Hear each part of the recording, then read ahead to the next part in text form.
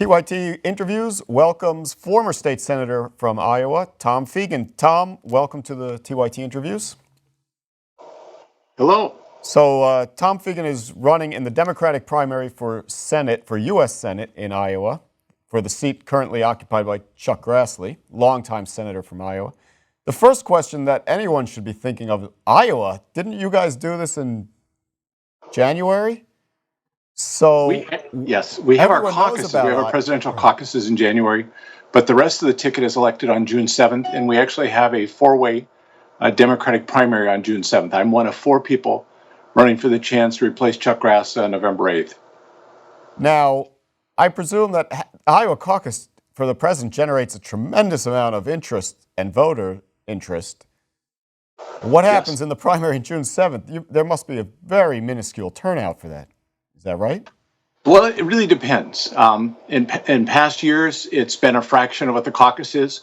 There are a number of contested primaries besides U.S. Senate race.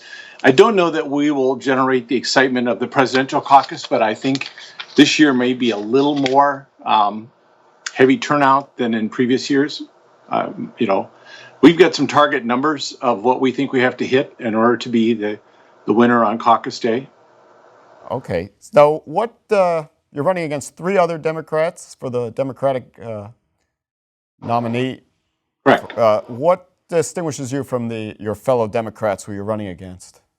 The very first thing is that I am a Sanders Democrat. I endorsed Bernie at our JJ dinner. And actually, many of the things that Bernie's running on are things I were talking about before he became a presidential candidate.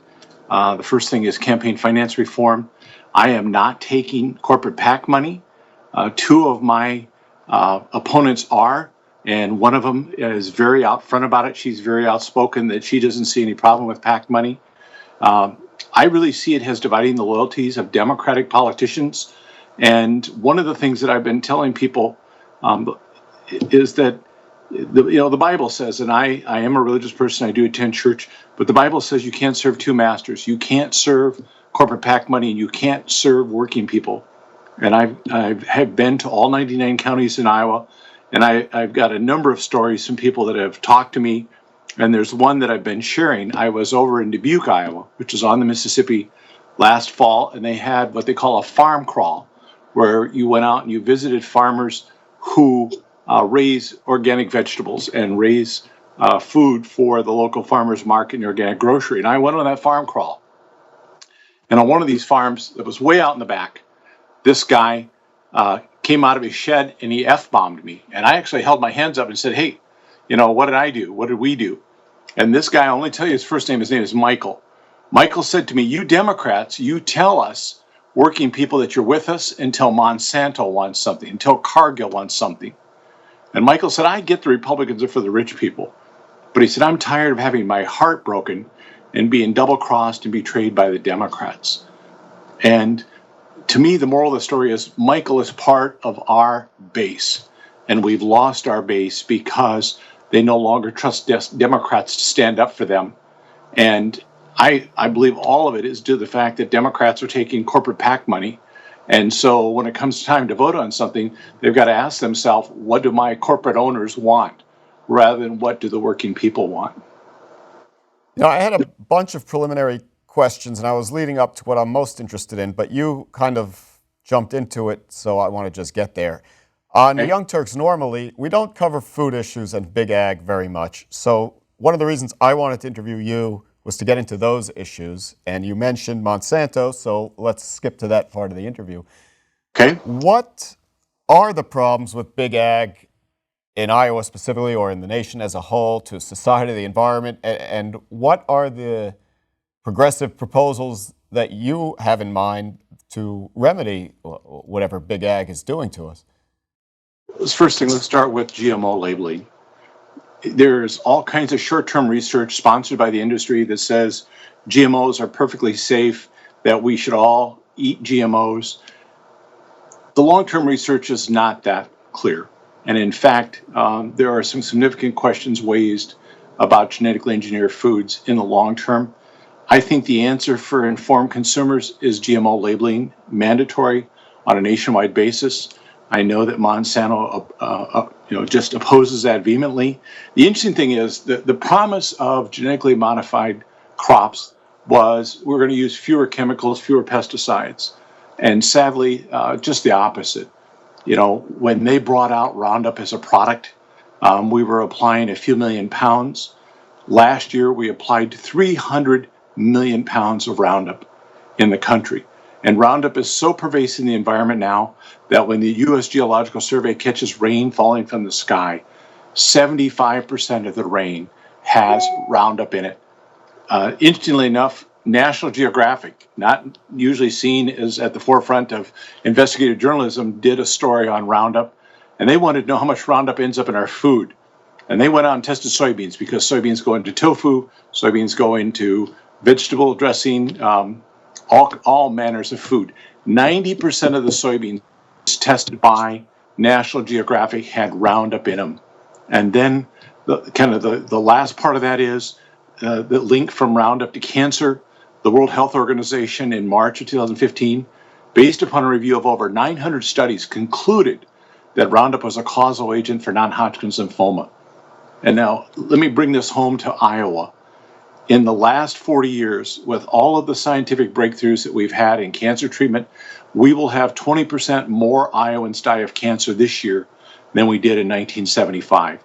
And we have in the state of Iowa, an Iowa College of Public Health that has kept extensive cancer records since 1973 by type, by county, by gender. In the top 10 of cancers is non-Hodgkin's lymphoma. And so you talk about big ag, you talk about profits, you're not talking about human health or safety. And the other part of, besides labeling GMOs, I think it's time that we ban Roundup. And I've actually had farm wives, actually farm widows, come up to me and acknowledge that they were poisoning themselves, and they now recognize there's a problem. And it's interesting to me is that the women are the ones who see the problem first. And I've actually had a number of farm widows come up to me and tell me they could smell the chemicals on their clothes of their husband when he came in from the field when they put him in the wash machine. And I had one woman tell me her husband died of non-Hodgkin's lymphoma. She had thyroid cancer, and she's had tumors all over her body. And she said, I now realize we've been poisoning ourselves. Now, our audience is very well informed, probably more so than I am in this, but I just want to make sure that we explain why we went from talking about GMOs to Roundup. If I understand correctly, it's because companies like Monsanto sell some seeds that are genetically modified. They almost require Roundup in order for them to produce, right? So correct. You're basically indentured to that seed, and you're stuck having to spray Roundup all over you. Right. In Iowa and in the Corn Belt, it's gotten to the point where almost all, in the high 90s, I don't remember, it's 91%, 95% of our corn and soybeans are Roundup ready, meaning that you need to plant them in conjunction with Roundup. There are two that are made to work together. The interesting thing about genetically modified crops, we were promised, higher protein, better nutrition. The vast majority, almost 100% of the genetically modified crops are Roundup ready seeds that are designed to be planted and used in conjunction with Roundup. So when you talk about your opposition to genetically modified organisms, or that you favor labeling, is it really just opposition to the excessive use of Roundup and other herbicides and the like, or are there other problems that concern you about genetically modified organisms? Well, I have other problems, and there is a book out by a gentleman by the name of Stephen Drucker called Altered Genes, Altered Truth, where he goes into the FDA records that he obtained through Freedom of Information. And in the book raises some very significant questions about genetically engineered organisms, genetically engineered crops. What I would say is I'm a little bit different than some people in the anti-GMO movement. I want to hold the door open that there may be a seed, there may be a crop that is genetically modified, that is beneficial, that represents an advance in things like nutrition. But in Stephen Drucker's book, he in going through the government studies and the government findings, raises some real questions about when we start playing what he calls God, where we're taking things from different species and splicing them together, whether or not we really know the long-term consequences. And what I would say is we definitely need to do more research, but until we have some studies that are long-term, that are not industry sponsored, I want to just say let's have labels so that informed consumers can make the decision for themselves, and let's see where it goes. I mean, I just have some real concerns. I don't want to absolutely close the door, because I've had a number of plant scientists speak to me and say, well, there could be, would be, should be. I say, fine, I'll leave the door open, but until then, let's let the consumers know what's genetically modified and let them make the decision. Well, I'm glad you leave the door open. I am not an anti-GMO person myself, but the negative political and environmental consequences, particularly in the Roundup case, I certainly concern me. So you're running for U.S. Senate. What would your proposals be? What do you think you could do in the Senate with regard to these issues, big ag issues, the GMOs and others? Right.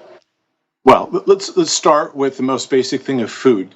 An interesting thing about being a senator from Iowa, we're going to write the next farm bill. I'm going to write the next farm bill. Chuck Grassley is going to write the next farm bill. And so I expect to be at the table writing the farm bill.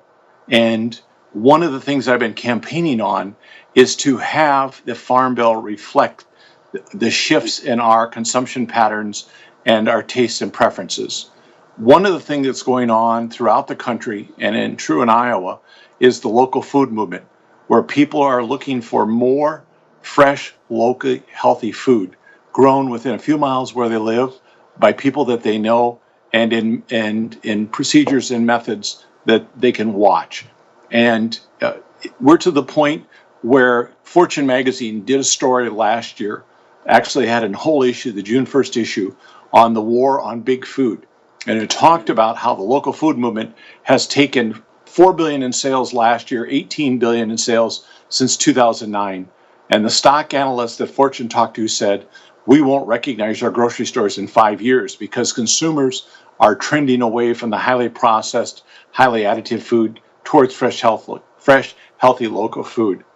I want to see the next farm bill reflect that. And what I've been telling people on the stump is consumers already get it. Consumers are already moving that direction. We need the next farm bill to reflect that and also move in that direction. Here's how the federal government can help. And I've went to a number of local food meetings this winter. First of all, access to land. Many of the young farmers that are trying to start, vegetable or fruit gardens, they need more land. They need access to land. They have a hard time competing against the big plantation owners. I think that there needs to be some kind of seed program, startup program, where young beginning farmers can buy 5-10 acres to start raising local food. The second thing they tell me is that they need access to refrigeration, because from the moment they pick it until they sell it to the consumer, there's a limited window, and refrigeration space is critical to that, to preserve the food. And the third thing is processing, that we need to have more processing. Let's incorporate that in the farm bill. The other thing is we need to have a water quality component. One of the big things nationally and in Iowa are poisons in our water. And, there's been a number of people who have been using the phrase, we are all Flint. And in a sense, we are all Flint. And we've got, yes. What I like hearing from you is the anecdotes. You are deeply integrated into Iowa life and the Midwest. You've worked on farms. You've gone to school in Iowa and South Dakota. You've been a bankruptcy lawyer, I guess, on a local level in Iowa. You were a state senator for, I don't know, 1 or 2 terms. I want to hear more anecdotes similar to the one you opened with the guy who said, "Why have you Democrats forsaken me?" What grievances do the people in Iowa have, and do they recognize the source of those grievances? What have people told you? What have you encountered where small businesses or individuals have been hurt by some of the powerful interests that control our politicians? Well, first of all, let's talk about Wall Street. And I've represented many small businesses and homeowners here who have had to deal with the large Wall Street banks like JP Morgan Chase. Let me just tell you one incident. I represented a small insurance agency, and their clients didn't pay them. They sold insurance to over-the-road trucks. And as a result, his agency failed, and I filed a bankruptcy for the agency. And in the course of that, he fell behind on his home mortgage. And his home mortgage was with JP Morgan Chase. And at the time that he was in default, or became in default, the balance was about $120,000, and that's about what his small house was worth. Over the course of 2 years, they tacked on all kinds of garbage fees, and one of them was a home inspection fee, where they would pay a company $50 to drive by and make sure he was mowing his lawn and he hadn't abandoned his house. On one day in July of 2012, they drove by his house 8 times. 8 times on one day to make sure he had mowed his lawn, and they added $400 to his mortgage balance. And to me, that's unconscionable. And we found it very difficult to even have a conversation with JP Morgan Chase about, re-amortizing the mortgage, allowing him to keep this house.